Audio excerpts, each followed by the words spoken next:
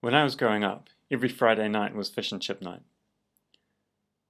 At the end of a long week when you really don't feel like cooking, there's still something about putting down your $5 or $10 for two fish and a scoop.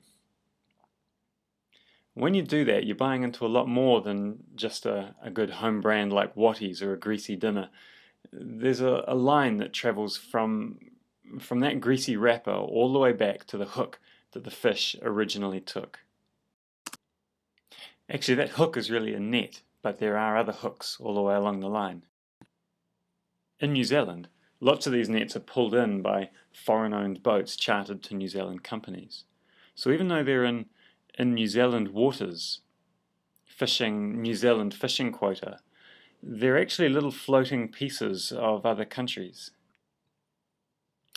What this means in practice is that a New Zealand fishing company will go to a foreign country like Korea and to a foreign company in that country, like Sanjo Oyang, for example, who in turn go to a crewing agent in their own country, who will in turn go to a manning agent in some other country that's a cheap source of labor, like Indonesia.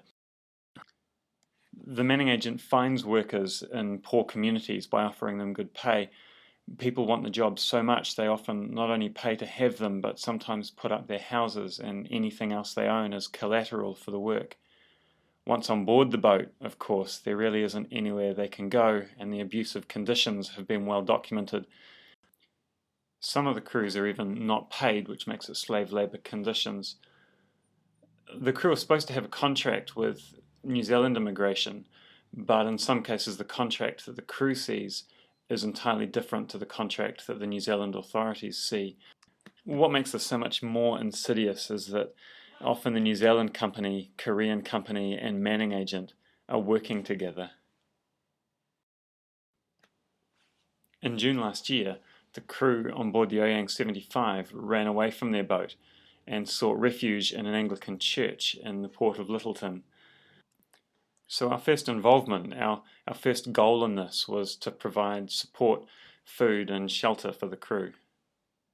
In this we were really working with people that have been involved far more long-term than us, like the Indonesian Society, a campaigner called Darren Colson and William Wilberforce. The Anglican churches were incredibly generous, and even though they had their own worries with a severely quake-damaged city to be concerned about, many parishes found a way to go beyond themselves in their offer of food, money, warm clothes, whatever they could.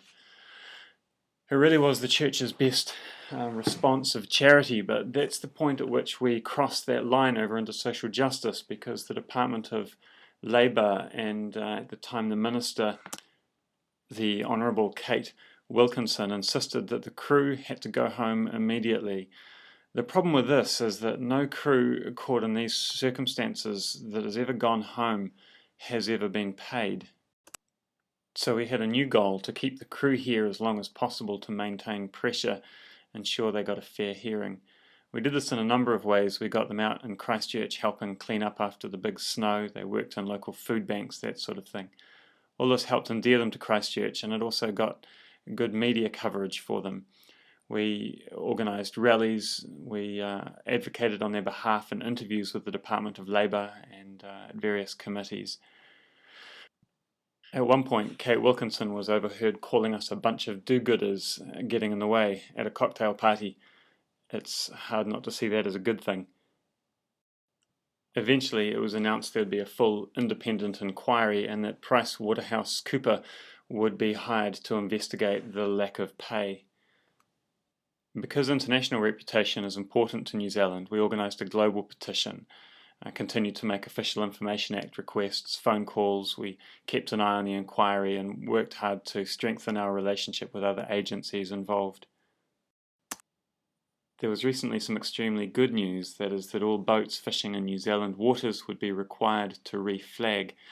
This means they would no longer be little floating pieces of another country, but that they would be under New Zealand law, meaning the people on the boats would be subject to the same labour conditions, health and safety and protection as anyone working in New Zealand.